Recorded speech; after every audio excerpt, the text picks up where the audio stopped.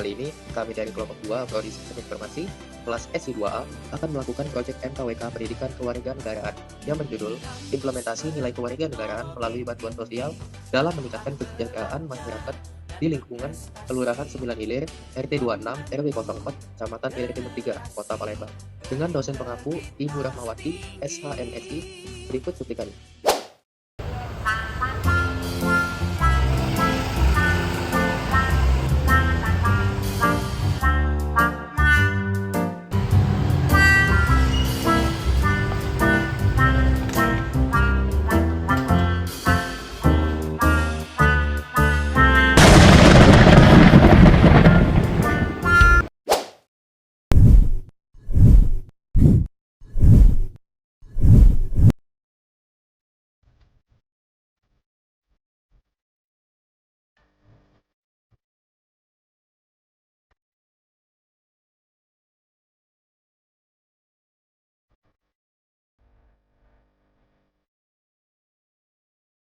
Warga ini loh Pak, ini kan sungai, bantalan yang tinggal di rumah situ.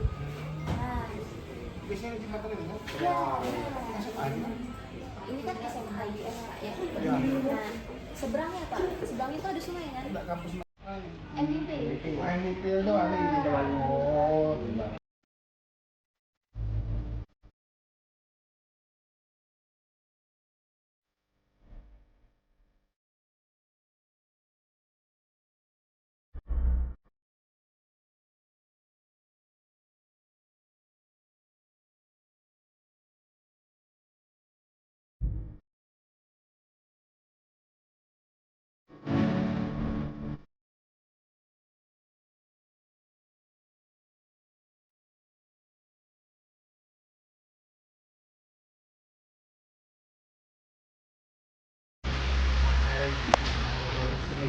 ini untuk apa yang bisa kami bantu di sini? Ya, karena nanti kami tuh bakal wawancara ibu nanti. Iya. Nah, beberapa wanita yang kami wawancara itu yang kita kasih sembako itu Bu. Itu Jadi bantuan tadi, jadi jenis apa? sembako. Oh,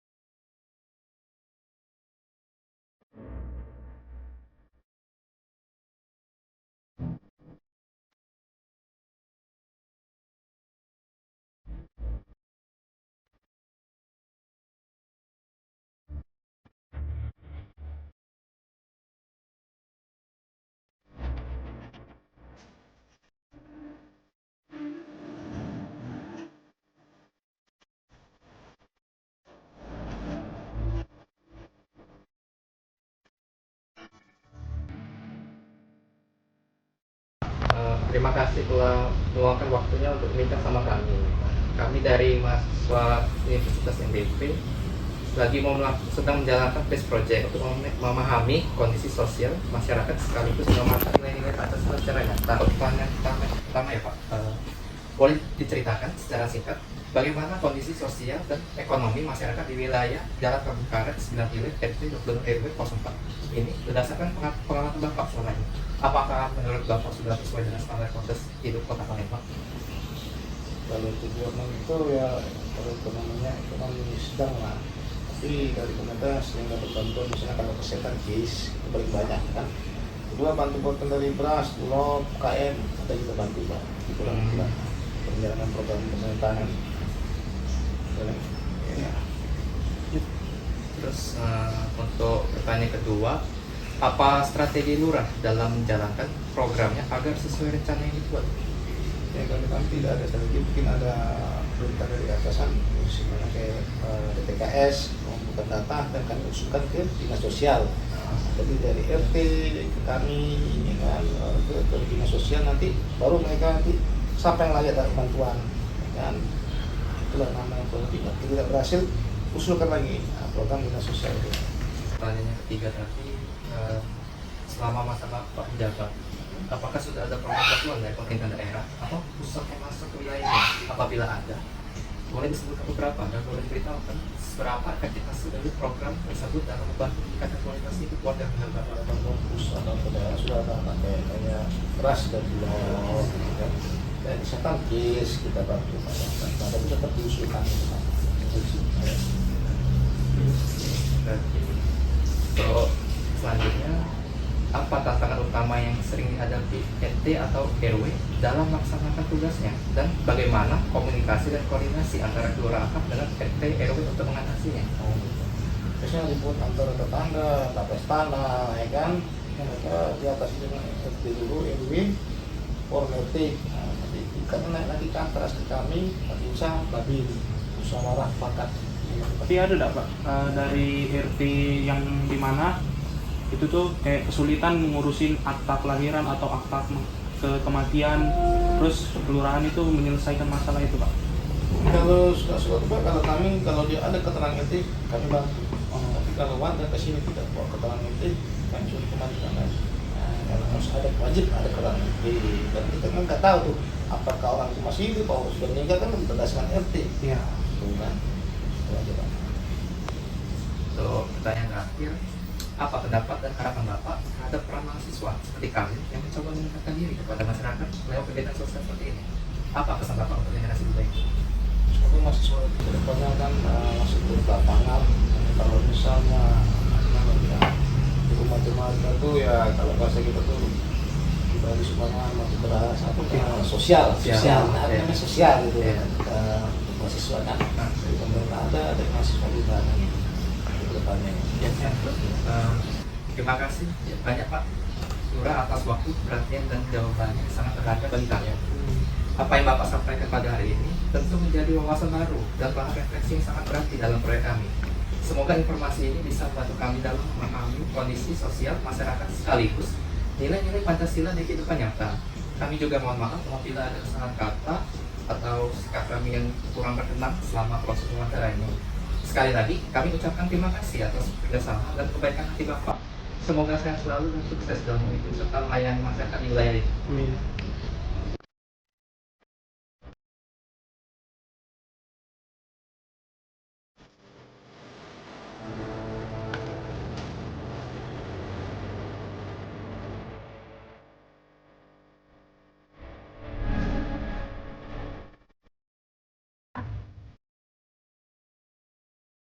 Gimana sih Ibu kondisi lingkungan sosial antar warga di wilayah sekitar ini?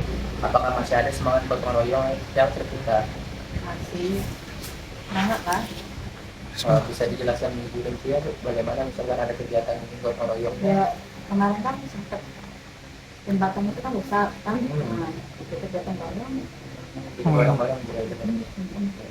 Kemudian yang kedua, ada pertanyaan, apakah mungkin ada konflik sosial yang pernah terjadi antar warga?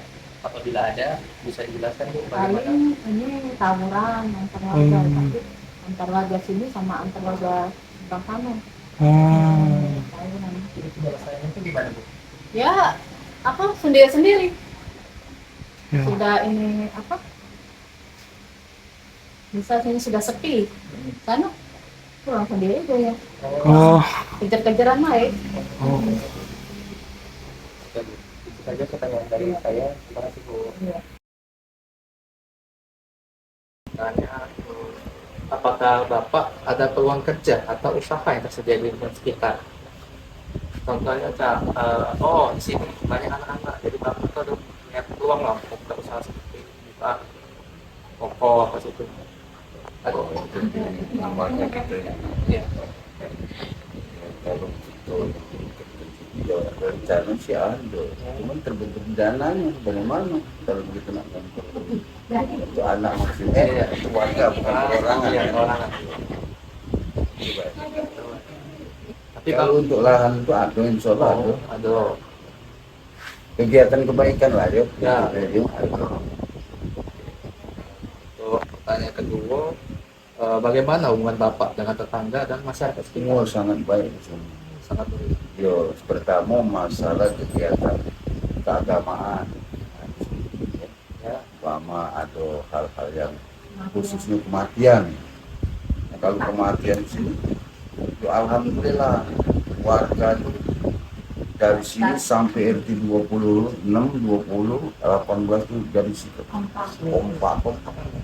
Bahkan boleh beras karung-karung yang bersifat ibaratkan tuh kompak kalau masalah itu. Nanti saling membantu lah. Ya, sosialnya bagus sosial. Oke, baca Pak pertanyaan. Terima kasih. Ya, sama-sama. Ini saya di sini sebagai pewawancara ibu rumah tangga. Langsung aja aku mau tanya-tanya ke ibu. Menurut ibu, gimana kondisi ekonomi keluarga ibu? Apakah penghasilannya cukup untuk kebutuhan sehari-hari? Kalau untuk makan sehari-hari ya cukup, tapi kalau buat tentu kadang nyimpen ya kadang enggak gitu. Jadi apakah ada tabungan kayak simpanan? Enggak ada, untuk saat ini enggak ada. Gimana dukungan lingkungan terhadap pendidikan anak-anak? Jadi kayak misalnya lingkungan ibu nih ngedukung terhadap pendidikan anak-anak. Ya nomor satu kalau masalah apalagi buat sekolah. Jadi sekolah itu pasti Nomor satu diutamakan. Ya, lanjut nih, aku mau tanya tentang pendapat ibu tentang peran ibu rumah tangga dalam membangun kesejahteraan keluarga dan lingkungan. Saling membantu Membantunya dalam segi apa? ya, di rumah anak-anak ya suka bantu pekerjaan, aku pun bantu keluarga bekerja juga gitu. Nah, yang terakhir nih Bu ya, pesan ibu terhadap mahasiswa yang turun langsung ke masyarakat kayak gini tuh apa Bu? Untuk kedepannya saat ini. Mungkin biar mahasiswa itu lebih dekat dengan masyarakat, yang ada di lingkungan yang terdekat kuliahnya gitu. Jadi turun langsung Gitu. Itu aja Bu, sekian, terima kasih Bu udah bersedia. Pak, saya sebagai pewawancara kakak di sini, jadi saya punya beberapa pertanyaan nih untuk kakak.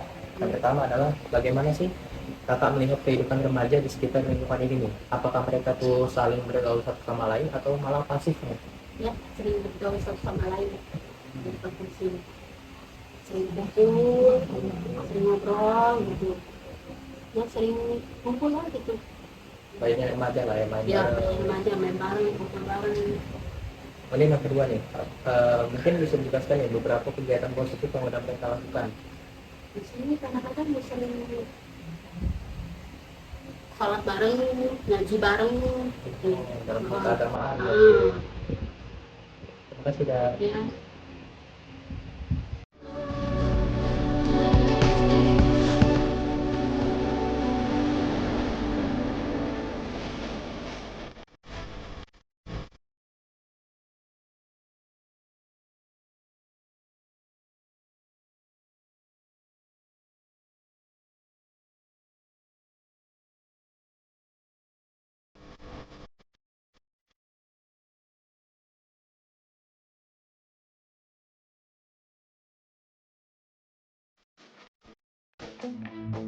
Kehidupan warga di Jalan Kebon Karet 9 Ilir RT 26 RW 04 mungkin belum bisa disebut sepenuhnya layak.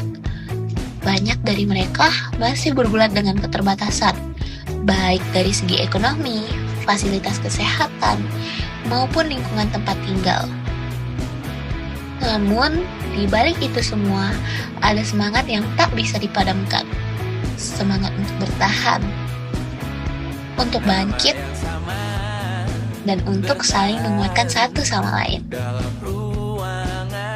Bantuan dari pemerintah, baik pusat maupun daerah, hadir sebagai bentuk kepedulian mulai dari pangan, jaminan kesehatan lewat Kartu Indonesia Sehat, hingga bantuan pengurusan dokumen dan mediasi dalam konflik sosial.